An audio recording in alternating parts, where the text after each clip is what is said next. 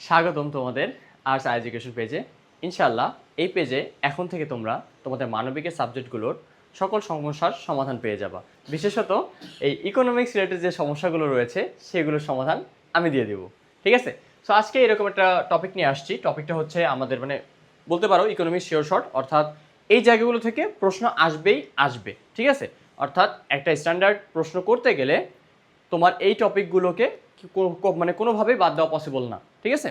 So আমরা দেখি, চলো আজ আমরা যেটা নিয়ে আসছি সেটা হচ্ছে তোমাদের অনেকেরই সমস্যা ছিল, আর অনেক ধরনের আমরা কমেন্ট পাই, আমাদের ইনবক্সে মেসেজ আসে যে ভাইয়া আপনি আমাদের একটু এই সিকিউ রিলেটেড যে সমস্যাগুলো আছে আপনি এগুলো সলভ করে দেন, আপনারা তো বেসিক ক্লিয়ার করাচ্ছেন। হ্যাঁ, প্রথমত আমি বেসিক তোমাদের ক্লিয়ার করাই দিছি।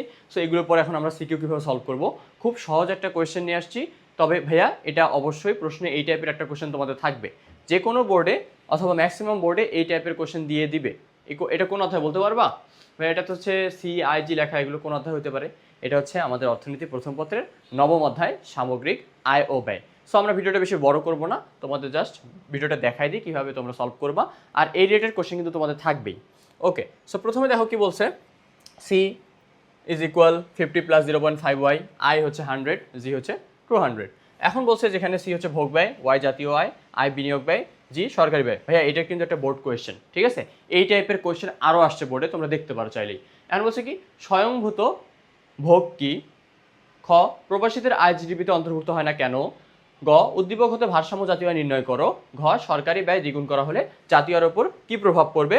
উদ্দীপকের আলোকে ব্যাখ্যা করো। ওকে, সো আজকে আমাদের মূল মেইন টপিকটাই হচ্ছে আমরা আজকে শিখবো গ ঘ কীভাবে সলভ করতে হয়। আমাদের টার্গেট হচ্ছে গ ঘ আজকে সলভ করানো। সো ক খটা আমরা দেখে ফেলি। স্বয়ংভূত ভোগ হচ্ছে ভাইয়া আমার আয় না থাকা সত্ত্বেও আমার ভোগ করতে হচ্ছে, আমাদের যখন আয় ছিল না তখন আমরা ভোগ করি, আয় থাকলেও ভোগ করি, বিষয়টা হচ্ছে এইরকম। সো আমরা যদি দেখি স্বয়ংভূত ভোগ, এখন আমাদের যে ভোগকে দুই ভাগে ভাগ করা হয়েছে।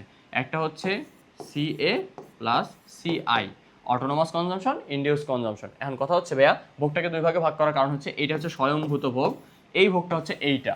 স্বয়ংভূত ভোগটা হচ্ছে এইটা, অর্থাৎ আমাদের ইনকাম নাই তবু আমরা ভোগ করতেছি। এই যেমন আমরা বাচ্চা আছি, ছোট থাকতে কি করি, আমরা আব্বু আম্মুর টাকায় আমরা খাচ্ছি। ঠিক আছে? সো এটা আমাদেরকে খাওয়াচ্ছে ওনাদের দায়িত্ব, বাট এটা কিন্তু আমরা তাদের কাছে ঋণী থাকতেছি। আমাদের ইনকাম নাই, তাও আমাদের ভোগ কিন্তু চলমান। আর এইটা হচ্ছে তুমি যখন বড় হয়ে গেছো, তুমি যখন ইনকাম করা শুরু করছো, এটা ইনকামের উপর নির্ভর করে তোমার ভোগটা নির্ভর করতেছে। ঠিক আছে? সো বিষয়টা কি দাঁড়াইলো তাহলে? এটা হচ্ছে CA + BY, এখানে বিটা হচ্ছে ঢাল আর ওয়াইটা হচ্ছে ইনকাম। ঠিক আছে? মনে থাকবে? সেগুলো নিয়ে আমরা অনেক কথা বলছি, এগুলো এখন আমরা স্কিপ করে যাই। এরপরে প্রবাসীদের আয় জিডিপিতে অন্তর্ভুক্ত হয় না কেন? ভাইয়া প্রথমেই বলে দিই, জিডিপি মানে কি? জিডিপি মানে হচ্ছে কোনো একটি নির্দিষ্ট বছরে নির্দিষ্ট ভূখণ্ডের মাঝে দেশি বিদেশি যেই থাকুক, ঠিক আছে, মোট জনসংখ্যা দ্বারা উপার্জিত আয়, মোট যে পরিমাণটা থাকে, উৎপাদনের যে পরিমাণটা থাকে, সেটাকে জিডিপি বলা হয়ে থাকে। সো প্রবাসীরা আমাদের নির্দিষ্ট ভূখণ্ডের মধ্যে থাকে না, তারা অন্যান্য দেশে থাকে। ঠিক আছে? সো এই কারণে এটা হচ্ছে আমাদের কি জিডিপিতে অন্তর্ভুক্ত হবে না, এই কথাটা এখানে বলা আছে। সো আমরা এটা এখন স্কিপ করে যাচ্ছি। এখন দেখো বলছে কি, উদ্দীপক হতে ভারসাম্য জাতীয় আয় নির্ণয় করো। উদ্দীপক হতে ভারসাম্য জাতীয় আয় নির্ণয় করো। সো এটা দেখতে গেলে আমাদের প্রথমে দেখতে হবে আমাদের কি আছে। এখানে দেখো C দেওয়া আছে 50 + 0.5y, I দেওয়া আছে 100, G দেওয়া আছে 200। ওকে, তাহলে আমাদের এখন এটার থেকে ভারসাম্য জাতীয় আয়টা বের করতে বলছে। তাহলে এখন দেখো আমরা যেটা লিখি, আমরা যেটা করে ফেলি এখানে। সো আমরা প্রথমে দেখবো যে দেওয়া আছে, তোমরা একটু সোজা লিখবা একটু। 50 + 0.5y ছিল মেবি, তাই না? CI ছিল 100, G ছিল 200।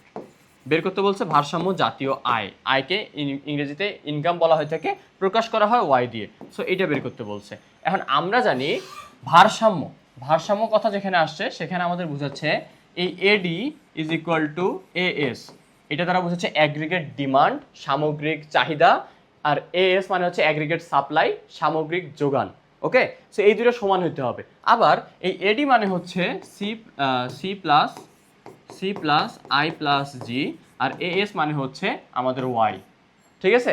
সো এই সূত্রটাকে আমরা এখন এইভাবে লিখবো এখানে, যে আমরা জানি Y = C + I + G। তাহলে Y এর মান তো আমরা জানি না, আমরা Y এর মানে বের করব। C সমান দেওয়া আছে 50 + 0.5y + I এর মান দেওয়া আছে কত? I এর মান দেওয়া আছে 100, G এর মান দেওয়া আছে 200। ওকে, তো এটা এখন যদি আমরা করি তাহলে কি আসতেছে দেখো তো, সবগুলো যদি আমরা যোগ করে দিই 50, 100, 200 মানে 200, 100, 300 আর 50 350।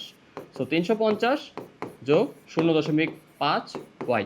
এখন এই ওয়াই এর সাথে এই ওয়াইটাকে আমরা চার পাশে নিয়ে আসতে পারি সমান পাশে, তাহলে ভাই কি হবে ওয়াই মাইনাস 0.5 ওয়াই। এখন ভাই মাইনাস কেন হয়েছে, কারণ এখানে পজিটিভ আছে, আমাদের ইকুয়েশনের এই পাশে চলে আসলে কি হয়ে যাবে, সমান এই পাশে চলে কি হয়ে যাবে, এটা হয়ে যাবে বিপরীতটা হয়ে যায়। সো যোগ থাকলে বিয়োগ হয়ে যাবে, তাহলে এটা হচ্ছে 350। এরপরে এটাকে যদি বিয়োগ করি তাহলে আমাদের কি আসে 0.5 ওয়াই। ভাই কীভাবে, একটা ওয়াই থেকে অর্ধেকটা ওয়াই বাদ দিচ্ছি তাহলে অর্ধেকটা ওয়াই থাকে, তাহলে 0.5 ওয়াই তাহলে হচ্ছে 350। এখন দেখো, এখন যদি আমরা করি তাহলে হচ্ছে গুণ অবস্থায় ছিল এখানে, তাহলে এটা পিছিয়ে গেলে কী হবে, ভাগ হয়ে যাবে, তাহলে 0.5 ওয়াই, সরি এখন 0.5, আমরা তো ওয়াইয়ের মানটা বের করতেছি। তো এখন কথা হচ্ছে যখন কোনো কিছুকে অর্ধেক দিয়ে ভাগ দিবা অ্যান্সারটা দ্বিগুণ আসবে, তাহলে 350 দ্বিগুণ কত, 700। কত আসে, 700। তাহলে আমাদের ভারসাম্য যে জাতীয় আয়টা ছিল কত আসলে এখানে ভাইয়া, ভারসাম্য জাতীয় আয় 700। তোমাদের এটাই অ্যান্সার, ঠিক আছে। এখন এটা গেল গয়ে, ভাই এটা গয়ের অ্যান্সার গেল। ভাই ঘয়ে কি থাকতে পারে, ঘয়ে জাস্ট এই জিনিসগুলো কোনো একটাকে কি করে দিতে পারে, চেঞ্জ করে দিতে পারে। সো আমরা দেখি চলো। আচ্ছা এখানে বলছে কি, সরকারি ব্যয় দ্বিগুণ করা হলে জাতীয় আয়ের ওপর কি প্রভাব পড়বে, সরকারি ব্যয় দ্বিগুণ করা হলে। তাহলে আমাদের প্রথম অবস্থা কি ছিল, এগুলোকে তোমরা কথায় একটু জাস্ট লিখতে পারো, কোনো সমস্যা নাই। সি ছিল 50 প্লাস 0.5 ওয়াই, হ্যাঁ কথায় লিখতে হবে, একটু সাদা গোছায় লিখবা। সি প্লাস আই, আয়ের মান কত ছিল, 100 ছিল। জি এর মান ছিল প্রথমত 200 ছিল, পরবর্তীতে কি বলছে, সরকারি ব্যয় গভর্নমেন্ট এক্সপেন্ডিচার, এটা কি করা হয়েছে, দ্বিগুণ হয়ে গেছে। সো দ্বিগুণ মানে কি, এটা দুইগুণ হয়ে যাবে। সো তাহলে কি হয়ে যাবে 400। এখন জাস্ট ভাই আবার সেমভাবেই বের করে দেবো, তো আমরা করে ফেলি চলো, সহজ জিনিস, এগুলো করতে সমস্যার কথা না, ঠিক আছে। আচ্ছা সি প্লাস আই প্লাস জি, তারপরে এখানে আমাদের ওয়াই মানটা সেভাবে থাকবে। সো 50 প্লাস 0.5 ওয়াই, সি এর মান, আই এর মান ছিল 100, জি এর মান ছিল 200, হয়ে গেছে 400। ওকে আচ্ছা, তাহলে এখন যদি আমরা সেমভাবে করি 400 500 550, তাহলে কত আসতেছে 550 যোগ 0.5 ওয়াই।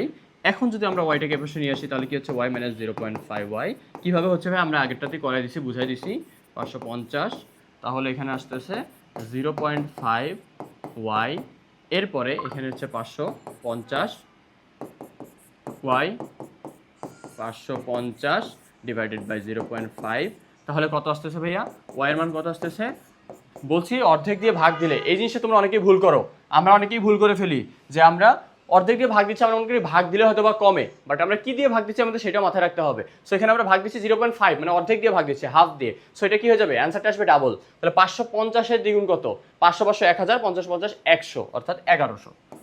তাহলে আমাদের, তোমরা এখানে জাস্ট লিখবা শেষে যে যদি সরকারি ব্যয় দ্বিগুণ করা হয় তাহলে জাতীয় আয়ের উপর তো প্রভাব পড়বে, এটা প্রথমে তো লিখতেই হবে। হ্যাঁ জাতীয় আয়ের উপরে প্রভাব পড়বে, কেমন প্রভাব পড়বে, সরকারি ব্যয় যদি বৃদ্ধি পায় তাহলে আমাদের জাতীয় আয়টা কি হবে, বৃদ্ধি পাবে, ঠিক আছে। সরকার আমাদের জন্য ব্যয় করতেছে, তো এটা আমাদের কি ইনকাম, সরকারের জন্য যেটা ব্যয় সেটা আমাদের জন্য ইনকাম, আমাদের জন্য যেটা ব্যয় সেটা সরকারের জন্য ইনকাম, এই জিনিসটা মাথায় রাখবা, ঠিক আছে। সো এই ছিল তোমাদের আজকের সলভে, মানে আমাদের প্রবলেম যেটা ছিল সেটা আমরা সলভ করে দিলাম। সো এই রিলেটেড যদি তোমাদের ভিডিও প্রয়োজন হয় ভাইয়া, এরকম ভাইয়া একটা করে সৃজনশীল আমাদের সলভ করে দেন, যেটা শিওর শর্ট আসবেই, তো এগুলো আমরা করব। বাট এটার জন্য আমাদের যেটা প্রয়োজন সেটা হচ্ছে তোমাদের বেশি বেশি সাপোর্ট প্রয়োজন, তোমাদের কমেন্ট প্রয়োজন, তোমাদের ভিডিওগুলো শেয়ার করতে হবে। এছাড়াও তোমরা কোন কোন টপিকের ওপর ভিডিও চাও সেটাও আমাদেরকে জানাই দিবা, সেই রিলেটেড আমরা ভিডিও নিয়ে চলে আসবো, ঠিক আছে। সো বিষয়টা হচ্ছে ইকোনমিক্স পড়তেছি, আমাদের বিষয়টা মাথায় রাখতে হবে সাপ্লাই অ্যান্ড ডিমান্ড। তোমাদের সাপ্লাই না থাকলে আমরা ডিমান্ড, মানে তোমাদের ডিমান্ড না থাকলে আমরা সাপ্লাই করবো না, তোমাদের যদি ডিমান্ড না থাকে আমাদের থেকে আমরা কিন্তু সাপ্লাই করবো না, ঠিক আছে। সো আমরা এটা সাপ্লাই করতেছি কারণ তোমাদেরগুলো প্রয়োজন। ভাইয়া এইখান থেকে আরও একটা টপিকে কোয়েশ্চেন আসে, সেটা হচ্ছে যে এই যে C is equal to C A plus B Y. So তোমাদের যদি এই কনজামশন এছাড়াও সেভিংস আছে, ঠিক আছে, সেভিংস এই দুই রিলেটেড একটা গ্রাফের চিত্র, মানে চিত্র রিলেটেড একটা সৃজনশীল আসবে প্রশ্নে। সো তোমাদের যদি সেটা প্রয়োজন হয় অবশ্যই জানাবা, আমরা সেটা ভিডিও বানাই দেবো, ঠিক আছে। সো ভিডিওটা হচ্ছে কীরকম, এই যে চিত্রটা এরকম থাকে, সো এই চিত্রটা কেন এমন হইলো, এই জায়গাটা কেন স্পেস থাকে, এই রিলেটেড সব কিছু বেসিক জিনিস সব আমরা তোমাদের শেখাই দেবো যদি তোমরা চাও, ঠিক আছে। সো এখন কথা হচ্ছে ভাইয়া, আপনি এভাবে তো ভিডিও দিবেন, একটা একটা করে দিবেন, বাট আমাদের প্রয়োজন সবগুলো একসাথে। যদি তোমাদের এগুলো প্রয়োজন হয় একসাথে, তোমাদের সেটার জন্য আমাদের সমাধান আছে। সেই সমাধানটা হচ্ছে আমার economics the last marginal course, ঠিক আছে। এই এক কোর্সেই অর্থনীতি তোমার 200 মার্ক ইনশাআল্লাহ শিওর হয়ে যাবে, ঠিক আছে?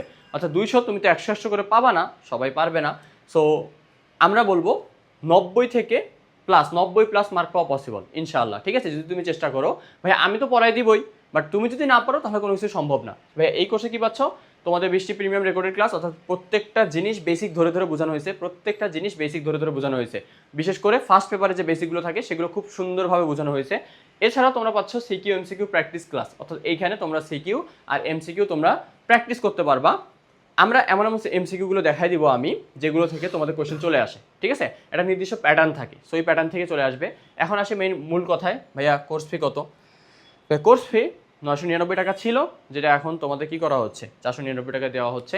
বা এখানে একটা জিনিস হচ্ছে, বিষয়টা দাম কমানোর কারণ হচ্ছে তোমাদেরকে বুঝানো, তোমাদেরকে অ্যাট্রাক্ট করা, এটাও একটা তোমার হিউম্যান নেচার, ঠিক আছে? সো যেটা বলেই দিলাম। সো বিষয়টা হচ্ছে এমন না যে আমাদের কোর্সটা হচ্ছে খারাপ জন্য আমরা কি কম দামে দিচ্ছি, বিষয়টা এরকম না, একদমই না। দেখবা প্রত্যেকটা বড় বড় ব্র্যান্ডও অনেক সময় সেল দিয়ে থাকে, কারণ কি তারা বুঝাইতে চায় যে হ্যাঁ আমাদের পণ্যটা ভালো, আপনারা ব্যবহার করেন। ওই যখন ওই পণ্যটা একবার ব্যবহার করবে, সে কিন্তু কাস্টমারটা কিন্তু আর অন্য কোথাও যাবে না, সে বুঝবে যে ভাই এটা তো ভালো, এটা আমার নিতে হবে, তখন কিন্তু আমরা দাম কমাবো না, বিষয়টা এরকম, ঠিক আছে? সো এটা হচ্ছে মার্কেট স্ট্র্যাটেজি। ওকে, সো তোমরা যারা ভর্তি হতে চাও জলদি ভর্তি হয়ে যাও, ঠিক আছে? যারা এখনও ভর্তি হওনি ভর্তি হতে পারো, ঠিক আছে? এটা তোমার জন্য একটা বেস্ট অপশন হবে ইকোনমিক্সের জন্য। তুমি এখন ভেবে দেখো, প্রত্যেক মাসে মাসে 500 টাকা দিয়ে অথবা 1000 টাকা দিয়ে তোমার কোচিং করার থেকে, টিউশন করার থেকে এটা ভালো হয় কিনা, ঠিক আছে? সেটা তোমাদের উপরে। ওকে, তো আজকে এই পর্যন্ত। সবাই সুস্থ থাকিও, ভালো থাকিও, দেখা হবে পরবর্তী কোনো ভিডিওতে।